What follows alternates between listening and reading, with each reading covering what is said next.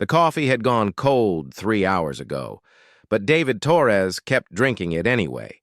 His hands moved across the colony management screens, while his mind wrestled with problems that shouldn't exist. Titan's Edge was supposed to be a simple mining operation. Extract rare minerals, ship them back to Earth, keep everyone alive and fed. Basic stuff that humans had been doing on dozens of worlds for the past 50 years. But nothing felt basic anymore. The communication array had been silent for 3 months. No messages from Earth, no supply schedules, no check-ins from orbital command. The technical crew insisted it was solar interference from the nearby star, but David had run mining colonies before. Solar interference didn't last 3 months. Solar interference didn't make people disappear. 7 workers had vanished in the past 2 weeks. 7 good people who knew their jobs and followed safety protocols. The official reports called them accidents, cave-ins, equipment failures, toxic gas exposure in the lower tunnels. But David had read every report twice, and the math didn't add up. Cave-ins left bodies. Equipment failures left wreckage. Gas exposure left traces that the sensors could detect. These disappearances left nothing at all. Beth Crawford knocked on his office door and entered without waiting for permission. The security chief looked like she hadn't slept in days, which probably meant she hadn't. Her brown hair was pulled back in a practical ponytail, and her Earth Defense Force training showed in the way she moved, always ready for trouble. Another one, she said, dropping a datapad on his desk. Tom's assistant, Mike Wells. He was doing routine maintenance on the water recycling system. His shift partner found his tools scattered around, but no Mike. David picked up the datapad and scrolled through the security footage. The cameras showed Mike entering the maintenance tunnel at 14:30 hours. At 14:45, there was a brief flicker in the recording, just a second of static. When the image cleared, Mike was gone. His tools lay on the ground as if he had simply vanished. Mid-task. Equipment malfunction with the cameras? David asked, though he already knew the answer. I ran full diagnostics. Everything checks out perfect. No glitches, no system errors, no explanation. Beth sat down across from him and leaned forward. David, this isn't random accidents anymore. Someone or something is hunting our people. The words hung in the air between them. David wanted to dismiss it as paranoia, but he had been thinking the same thing for days. The pattern was too clean, too systematic. Each disappearance happened during routine work shifts, when people were alone or working in pairs. Each one left, behind no evidence except abandoned equipment. I've been mapping the incidents, Beth continued, activating a holographic display above the datapad. Look at this. The colony layout appeared in blue light, with red dots marking where people had vanished. The dots formed a rough circle around the outer sections of the facility, slowly moving inward toward the central hub where most people lived and worked. Whatever's doing this is being methodical, testing our defenses, learning our routines, picking off isolated targets. Beth's voice carried the authority of someone who had fought real battles. This is how military units conduct reconnaissance before a major assault. David stared at the pattern and felt something cold settle in his stomach. You think we're dealing with hostile aliens? I think we're dealing with something that's been watching us for weeks, maybe months. Something smart enough to avoid our sensors and patient enough to take its time. Beth stood up and moved to the window overlooking the main colony plaza. And I think it's almost ready to make its real move. The plaza below looked normal enough. People walking between buildings, children playing in the small park area, merchants setting up their daily market stalls. But David noticed how many people kept looking over their shoulders, how quickly they moved through open spaces, how parents kept their children close. Everyone felt it, even if they couldn't name it. The sense that something was wrong. Something was watching. Dr. Lisa Grant's voice came through the communication system, requesting both David and Beth to come to her laboratory immediately. Her tone carried an urgency that made David's spine tingle with worry. They found Lisa hunched over a microscope, her usually neat laboratory scattered with specimen containers and data displays. She looked up when they entered, and David was surprised to see genuine fear in her eyes. "I've been analyzing the sites where people disappeared," she said without preamble, "looking for trace elements, foreign bacteria, anything that might explain what happened to them." She gestured to a sample container, holding what looked like ordinary dirt. "This is from the maintenance tunnel where Mike Wells vanished. At first glance, it's just standard tunnel floor material. But when I ran it through the quantum scanner, I found something impossible. The holographic display changed to show molecular structures that hurt David's head to look at. They seemed to shift and change, even as he watched, like they couldn't decide what shape they wanted to be. These are organic compounds that shouldn't exist. They're partially phased out of normal space-time. Whatever left these traces can manipulate its molecular structure to pass through solid matter." Lisa's hands shook slightly as she spoke. "David, we're not dealing with advanced technology. We're dealing with something that exists partially, outside our reality." Beth moved closer to the display. "How big?" "Based on the trace patterns, I'd estimate something roughly 9 to 10 feet tall, bipedal, with appendages that can extend and retract at will. And there are multiple distinct signatures, at least 6 different individuals, possibly more." The room fell silent as the implications sank in. They weren't dealing with equipment failures or mining accidents. They were dealing with a hunting party of creatures that could walk through walls and had been systematically studying the colony for months. David felt the weight of responsibility settle on his shoulders.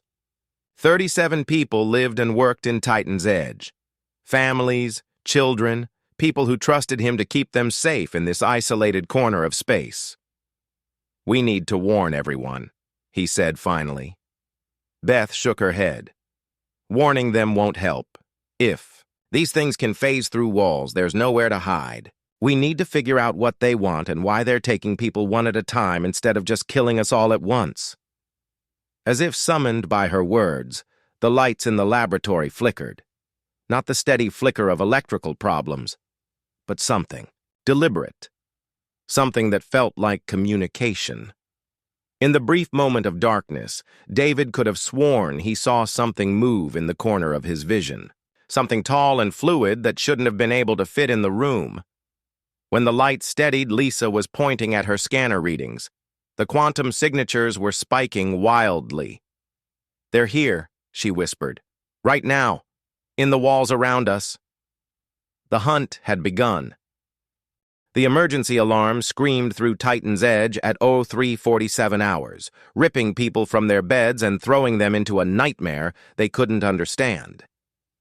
Ray Murphy had been dreaming about his sister's wedding back on Earth when the sound jolted him awake. He rolled out of his narrow bunk in the workers' quarters, grabbed his maintenance coveralls, and stumbled into the corridor expecting to deal with another reactor fluctuation or atmospheric leak. Instead, he found hell. The main habitat domes, lights strobed wildly, casting twisted shadows that seemed to move independently of their sources.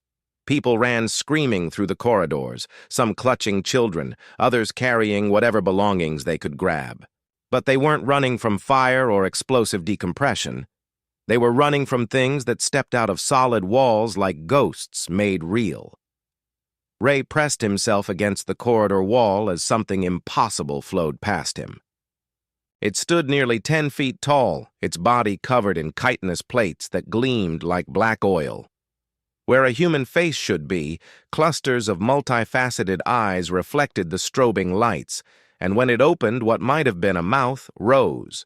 Of crystalline teeth caught the light like broken glass.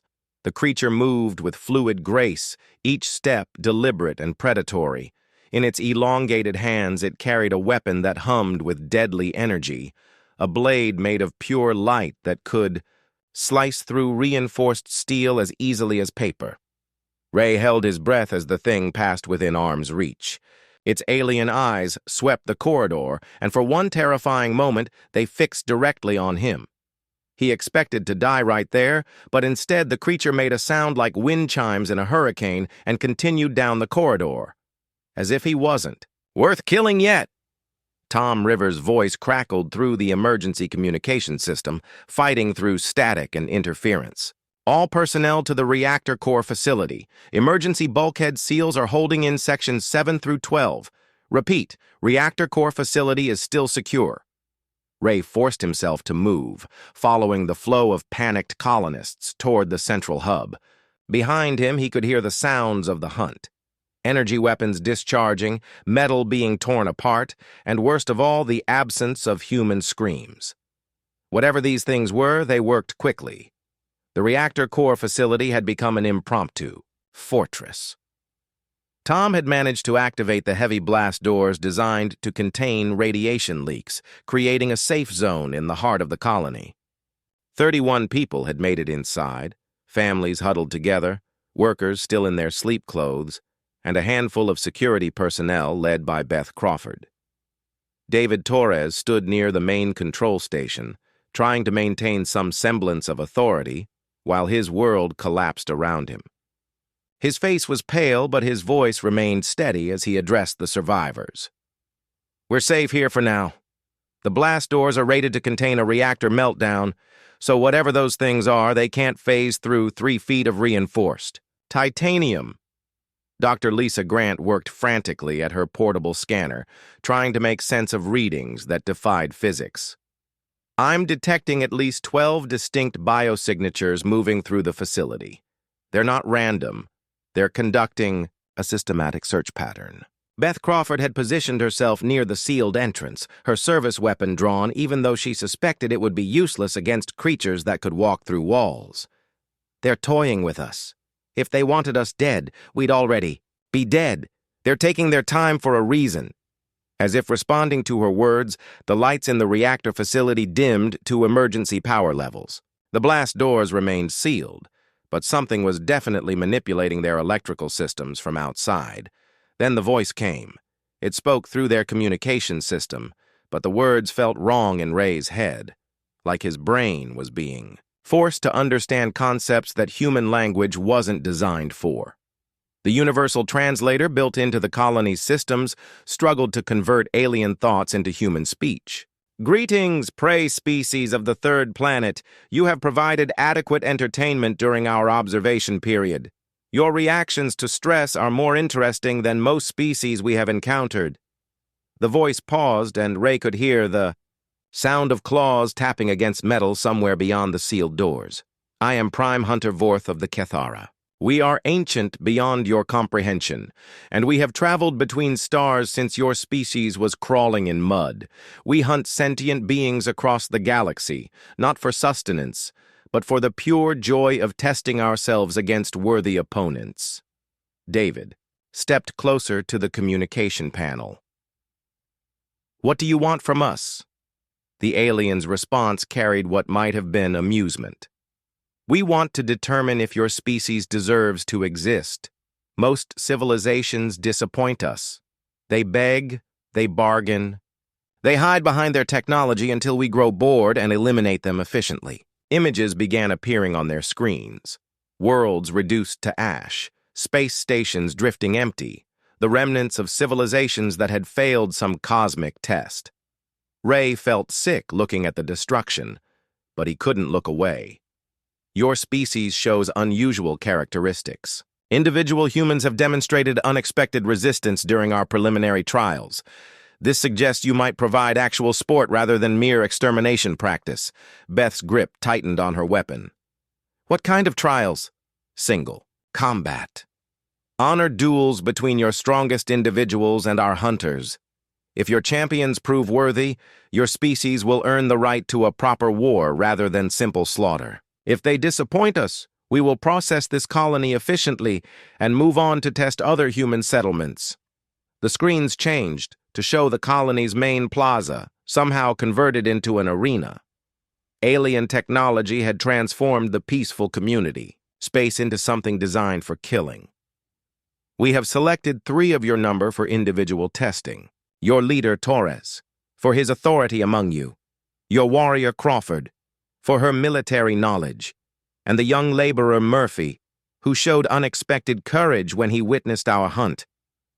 Ray's blood turned to ice. He hadn't shown courage. He had been too terrified to move when that thing walked past him in the corridor. But somehow they had been watching, evaluating, deciding who among the humans might provide entertainment. You have 1 hour to prepare your champions. Feed them, arm them with whatever weapons you possess, say your farewells. At the end of that time, the trials begin. Failure means death for your representatives and efficient processing for the rest of your species. The communication cut off, leaving the survivors in stunned silence. Tom Rivers was the first to speak. "Ray, you don't have to do this. We can refuse their terms, try to hold out until a rescue ship arrives." Beth shook her head grimly. "Look around, Tom. We've got 31 people, limited supplies, and no way to call for help. These things have been planning this for months. There's no rescue ship coming." Ray looked at the faces around him. Friends, co-workers, people with families and dreams and plans for the future. Children who would never see their next birthday if he refused to. "Fight, I'll do it," he said quietly. "I don't know why they picked me, but if it gives everyone else a chance to survive, I'll fight their monsters." David Torres nodded slowly. "We all will. We don't have a choice." Dr. Lisa Grant looked up from her scanner. "There's something else. These Cathara, they're not just hunters. They're collectors. Every species they've eliminated, they've kept trophies, genetic samples, cultural artifacts, recorded memories of their victims' final moments." She paused, studying her readings more carefully. "They're building a museum of extinct civilizations, and they want to add humanity to their collection." The hour began counting down, and Ray Murphy, maintenance worker, dreamer of simple things, ordinary human being, prepared to fight for the survival of his species. Blood tasted like copper and fear, David Torres discovered as he spat out another mouthful and circled his opponent in the makeshift arena. The colony's central plaza had been transformed into something from humanity's darkest nightmares. Ancient. Stone formations that shouldn't exist on this world jutted from the ground, covered in symbols that hurt to look at directly. Prime Hunter Vorth moved like liquid death across the arena floor. His chitinous armor gleamed under alien lighting that cast no shadows, and the energy blade in his clawed hands hummed with the promise of clean amputation. Every movement spoke of countless kills, of prey species that had fallen before this. Creatures perfected hunting techniques.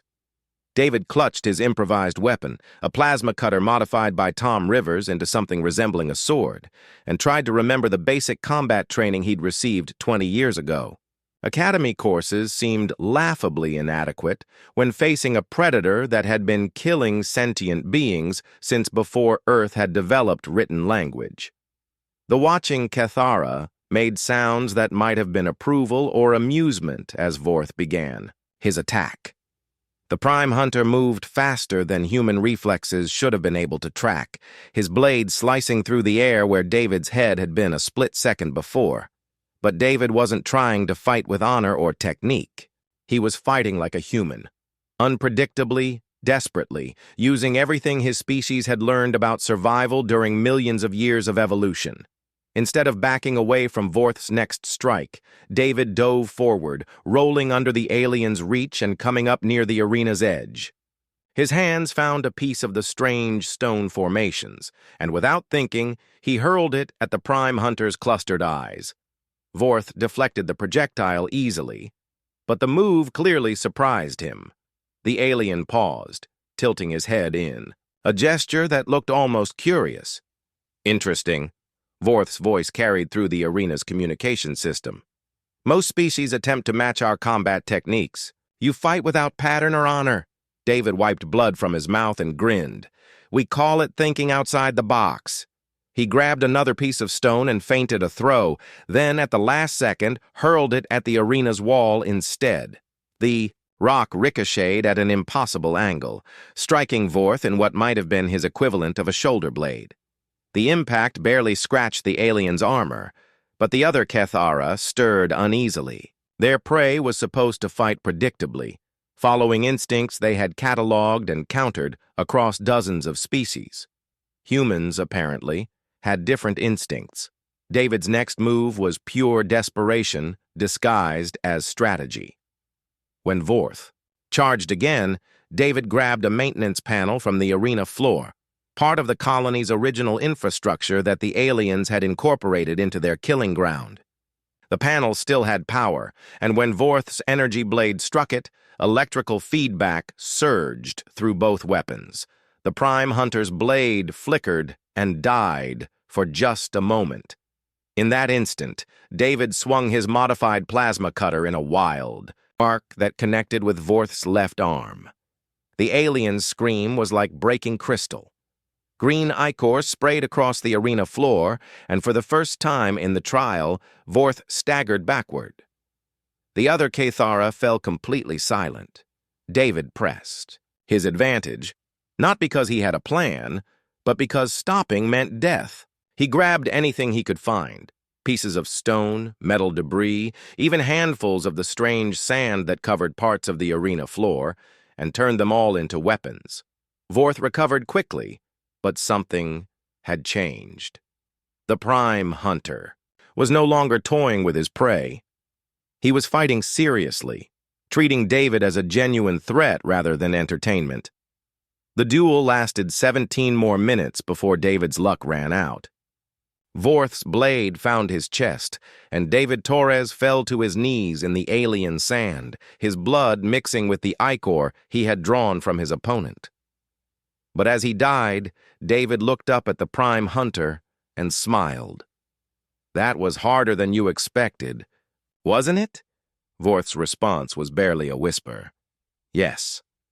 Beth Crawford entered the arena while maintenance drones cleaned David's blood from the sand. She had spent her preparation hour not practicing with weapons, but studying the recordings of David's fight, analyzing every moment where the Prime Hunter had hesitated or seemed surprised. Her opponent was a younger Cathara called Razor Who Cuts Starlight, whose name alone should have terrified her. But Beth had fought in 3 colonial wars and lived through the siege of New Geneva. Fear was just another tactical factor to manage. Razor Who Cuts Starlight was faster than Vorth, more aggressive, eager to prove himself after watching an elder struggle against primitive prey. He attacked immediately, expecting to end the fight in moments. Beth had other plans. Instead of trying to match the alien's speed, she focused on his psychology. As Razor pressed his attack, she began talking. "Is this how you killed the others? Quick little cuts until they bled out?" Her voice carried through the arena's acoustics, reaching every Cathara observer. "Must be nice, fighting prey that doesn't fight back." Razor's attack pattern shifted slightly. Beth continued her verbal assault while ducking and weaving around his energy blade. "I studied your people's hunting records. 700 species. Eliminated! But it takes you months to kill 30 humans. Are you getting soft in your old age?" The aliens' strikes became wilder, less controlled. Beth had found something that worked. Cathara pride was as fragile as their armor was strong. "The funny thing is, you think you're apex predators, but you know what we call creatures that only hunt things weaker than themselves back home?" Beth rolled under a particularly vicious swing and came up with a piece of sharpened metal in her hand. "We call them scavengers." Razor Who Cuts Starlight made a mistake then.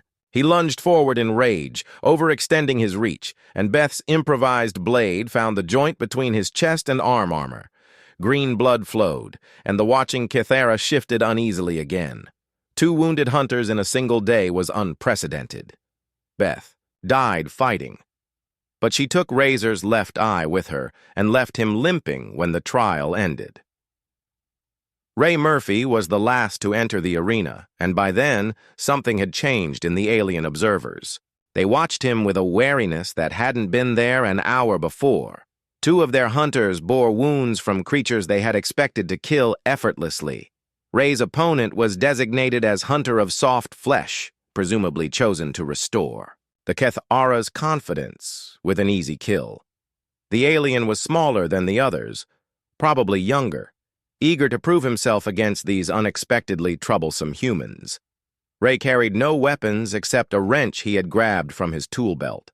He looked like exactly what he was, a maintenance worker who fixed broken things for a living. The Kethara observers relaxed slightly. They were about to learn something important about humans. The quiet ones were often the most dangerous. Hunter of Soft Flesh began with a display of intimidation, extending his claws and energy blade while making sounds designed to terrify prey into submission. He had probably used this routine successfully on dozens of species. Ray Murphy was not intimidated. Ray Murphy was angry. He was angry about David Torres, who had died trying to protect people who looked up to him. He was angry about Beth Crawford, who had given her life buying time for others. He was angry about Mike Wells and the 7 other workers who had vanished without a trace. Most of all, he was angry about aliens who treated human lives like entertainment. When Hunter of Soft Flesh finished his intimidation display and moved in for the kill, Ray did something the alien never expected.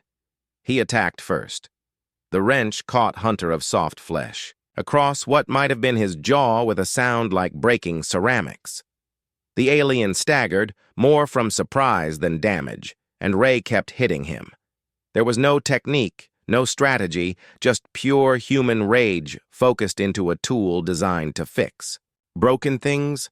Ray beat the alien's armor with systematic precision, finding weak points through trial and error, ignoring the cuts that Hunter of Soft Flesh managed to inflict in return. When his wrench broke, Ray used his fists. When his fists started bleeding, he used his teeth. Hunter of Soft Flesh died badly, torn apart by a creature he had been taught to consider inferior prey. His final moments were not the clean death of a warrior, but the desperate struggle of something being pulled apart by a predator that refused to stop killing. Ray stood over the alien's body, covered in green ichor and his own blood, and looked directly at Prime Hunter Vorth. "Next," he said. News traveled fast across the galaxy when you had technology that could fold space-time like origami. Within 6 standard cycles of the trials at Titan's Edge, every major Kethara hunting pack had received the impossible reports. Prey had wounded 3 hunters, killed 1, and showed no signs of proper submission. Master Hunter Claw-Through Void received the transmission while stalking a peaceful species of philosophers on the Rim worlds. The encoded message contained detailed biometric scans, combat recordings, and psychological profiles that made his secondary brain cluster ache with confusion. Humans were supposed to be standard mammalian prey, tool users with basic technology, moderate intelligence, typical prey species emotional responses to fear and death. The initial survey had classified them as mildly interesting, but ultimately standard targets for sport hunting. The recordings from Titan's Edge told a different story entirely. Claw-Through Void watched Ray Murphy beat Hunter of Soft Flesh to death with primitive tools, studying every frame for signs of enhanced technology or chemical augmentation. He found nothing except pure biological rage channeled into systematic violence. More disturbing were the psychological profiles Dr. Lisa Grant had compiled during her captivity. The human scientist had somehow managed to study her captors even while imprisoned, documenting their behavior patterns, hunting techniques, and most importantly, their weaknesses. According to her notes, Kethara hunters relied heavily on psychological intimidation and the assumption of species superiority. They had evolved to hunt creatures that would surrender once confronted with obviously superior predators. They had never developed tactics for dealing with prey that refused to acknowledge their superiority. Within hours of receiving the reports, 12 separate hunting packs had requested permission to travel to human space. The prospect of facing Genuinely challenging prey excited hunters who had grown bored with easy kills. The first reinforcement pack arrived at Titan's Edge 7 days after the trials ended. They found a colony transformed into something they had never encountered before. Prey that had learned to hunt back. Tom Rivers had spent those 7 days turning the mining facility into a death trap.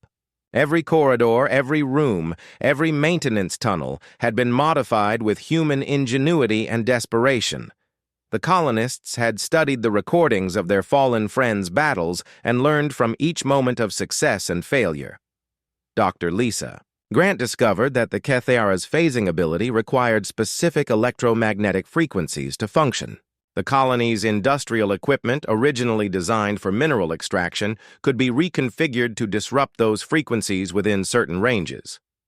Mary Santos, a demolitions expert who had been working in the mines, spent 3 days rigging explosive charges throughout the facility. Her traps weren't designed to kill necessarily. They were designed to wound, to slow down, to make the hunters feel vulnerable.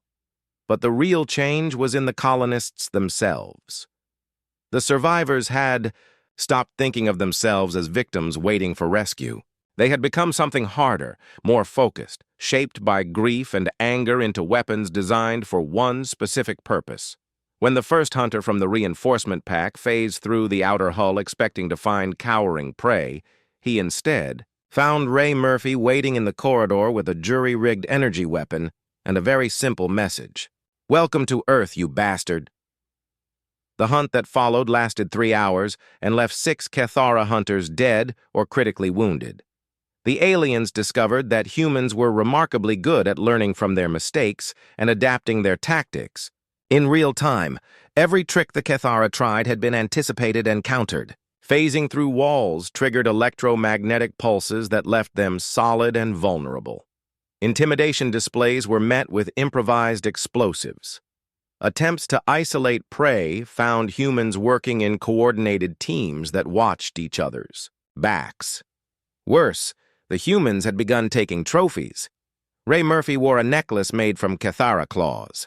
Mary Santos had fashioned a belt from strips of chitinous armor. Tom Rivers carried tools decorated with fragments of alien weapons. The psychological effect on the surviving hunters was devastating. They were supposed to be the apex predators, the collectors of trophies from lesser species. Finding themselves harvested for decorative purposes by creatures they considered primitive prey shattered fundamental assumptions about their place in the cosmic hierarchy. The second wave of reinforcements lasted 2 days before retreating. The third wave requested additional support after losing half their number in the first 6 hours. By the time Grand Hunt Master Kresh received word that multiple hunting packs were being systematically destroyed by a single human colony, the situation had evolved beyond simple sport hunting.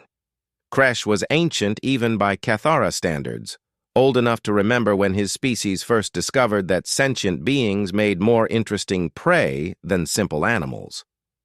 He had personally led the extinction of 47 civilizations and collected trophies from the greatest warriors of each species.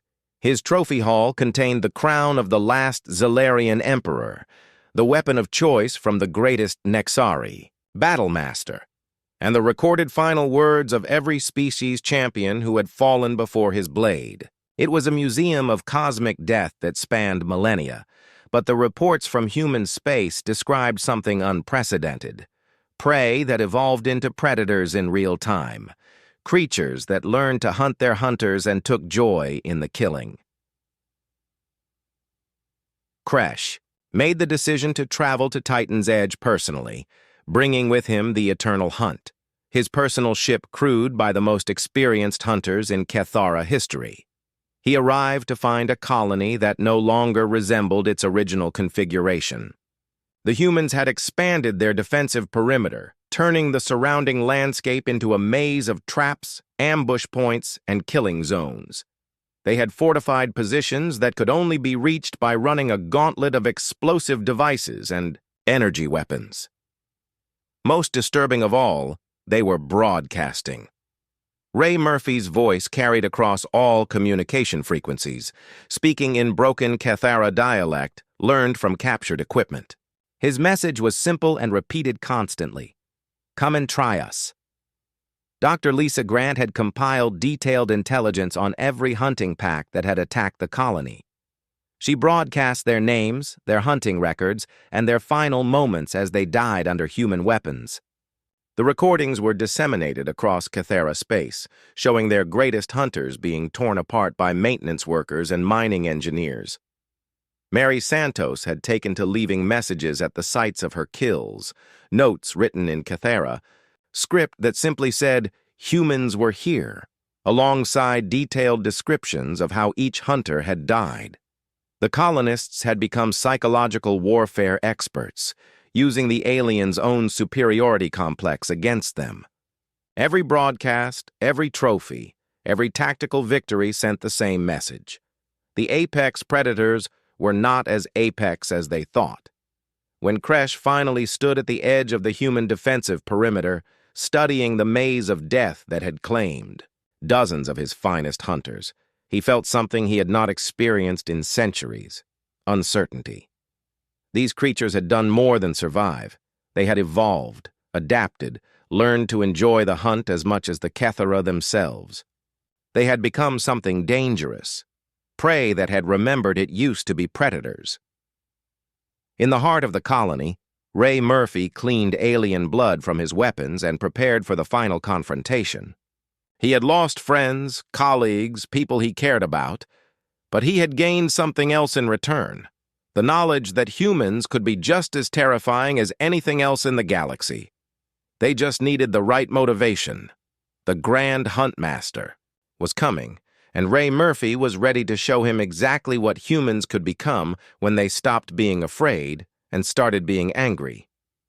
The hunt was about to end, but not the way anyone had expected.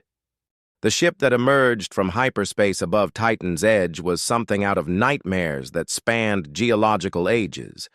Grand Huntmaster Kresh's vessel stretched nearly 2 kilometers from bow to stern, its hull crafted from the bones of extinct species and decorated with trophies taken from 1,000 worlds. Along its sides, the preserved faces of fallen champions stared sightlessly into space, a monument to cosmic death that had been growing for millennia. Tom Rivers watched the massive ship settle into orbit through the colony's modified sensor array. His hands worked automatically over the control systems, making final preparations for what everyone knew would be their last stand. In the past month, their small mining colony had become something unprecedented, a graveyard where apex predators came to die. "How many do you think he brought?" Mary Santos asked, checking the charges on her latest batch of explosive surprises. Her demolitions had claimed 17 Cathara hunters in the last 2 weeks alone, and she had grown disturbingly creative with her trap designs. "Doesn't matter," Ray Murphy replied from where he sat sharpening his collection of captured weapons. The maintenance worker who had beaten an alien hunter to death with a wrench had become something harder over the past month. The other colonists looked to him for leadership now, not because anyone had elected him, but because he had proven capable of killing things that were supposedly unkillable. Dr. Lisa Grant looked up from her analysis station. "The ship's energy signatures are unlike anything we've encountered.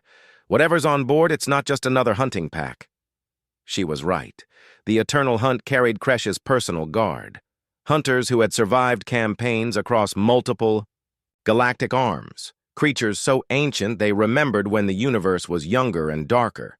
Each one was a legendary killer, bearer of names like Deathwalker Between Stars and She Who Ends species, but they were also creatures of habit, locked into hunting patterns that had served them well for eons. They expected prey to behave according to established patterns, to cower and beg and die with appropriate fear. The humans of Titan's Edge had forgotten how to be proper prey. The first wave came at dawn, local time. 12 of Kresh's elite hunters descended in individual drop pods, each one a master of death who had personally extinguished entire species. their pods scattered across the landscape surrounding the colony, beginning what should have been a systematic extermination. Deathwalker Between. Stars emerged from his pod, expecting to find scattered, frightened survivors hiding in improvised shelters. Instead, he found Mary Santos waiting for him with a smile that had too many teeth and explosives that had been very carefully placed. The blast didn't kill him. His armor was too sophisticated for that.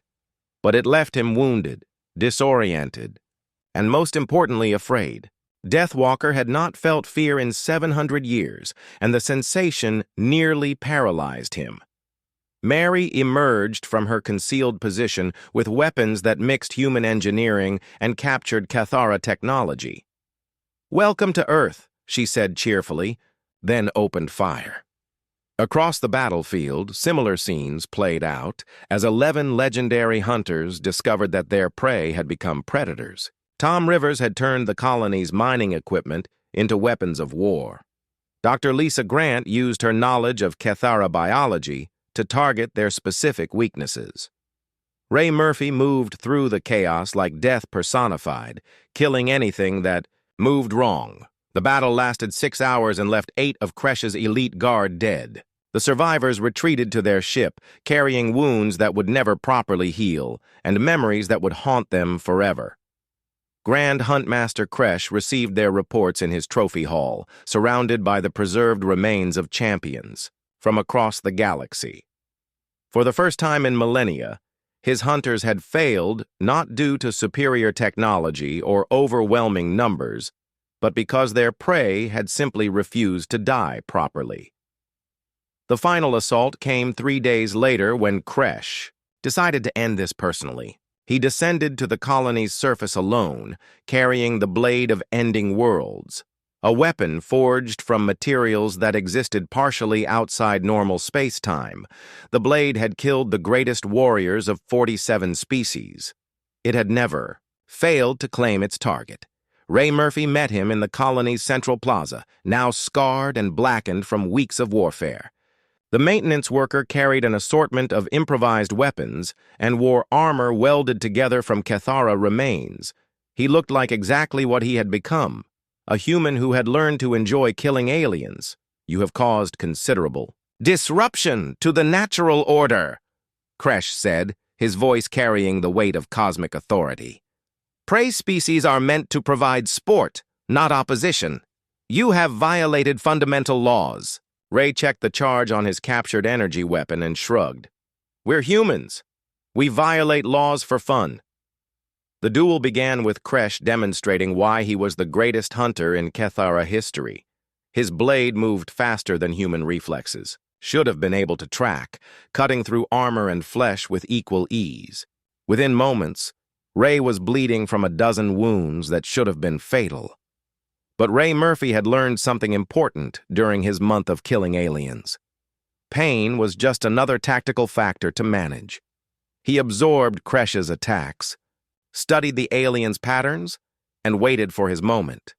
When it came, Ray moved with the same systematic precision he had once used to repair broken machinery. His improvised weapons found the gaps in Kresh's armor, exploiting weaknesses that Dr. Grant had identified and that human ingenuity had learned to target. The Grand Huntmaster was faster, stronger, more experienced, and wielded a weapon that could cut through reality itself. But Ray Murphy was angry, and anger made humans dangerous in ways that millennia of hunting experience couldn't predict. The killing blow came when Kresh raised the Blade of Ending Worlds for a final strike meant to cleave Ray's head from his shoulders. For one eternal moment, the weapon hung poised to add another trophy to Kresh's collection. Then their eyes met.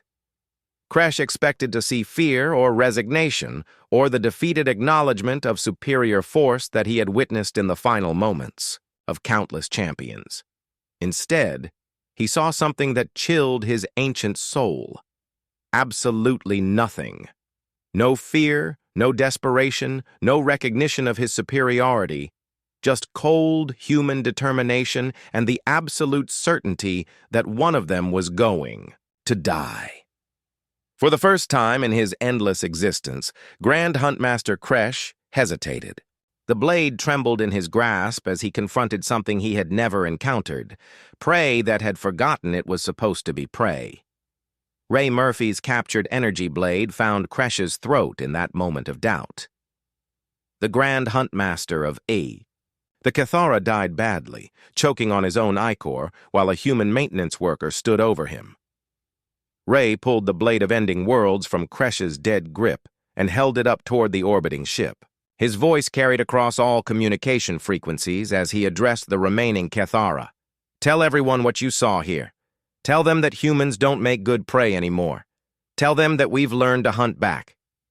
The response came immediately, not from the ship, but from across Cathara space.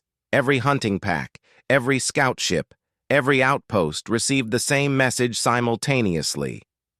Avoid the humans. They are not prey. They are something else entirely. They have become what we once were. Within hours, the Eternal Hunt departed human space, broadcasting warnings that would spread across the galaxy. The Great Hunt was over, ended not by superior technology or overwhelming force, but by ordinary people who had refused to die quietly. Dr. Lisa Grant found Ray in the trophy hall that Kresh had maintained on his ship. The human stood among the preserved remains of galactic champions, holding the Blade of Ending Worlds, surrounded by the evidence of cosmic death that spanned millennia. The rescue ships are 3 days out, she reported. Earth Defense Force received our transmissions. They're sending a full battle group to investigate. Ray nodded without looking away from the preserved faces around him. All these species, all these champions, they fought bravely and died with honor. And now their deaths are avenged, Lisa said quietly. No, Ray replied, testing the weight of the cosmic blade in his hands. Now we know what we can become when we stop being afraid. The rescue arrived to find Titan's Edge transformed into something unprecedented, a human colony that had evolved into apex predators in real time. The survivors were different now, harder, shaped by violence into something that made even experienced soldiers nervous. But they were alive, and across the galaxy, ancient predators had learned a new emotion. The Cathara had discovered fear, and they would carry that knowledge to every corner of space.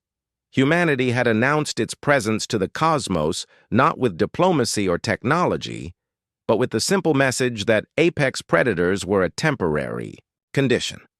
There was always something higher on the food chain. There were always humans.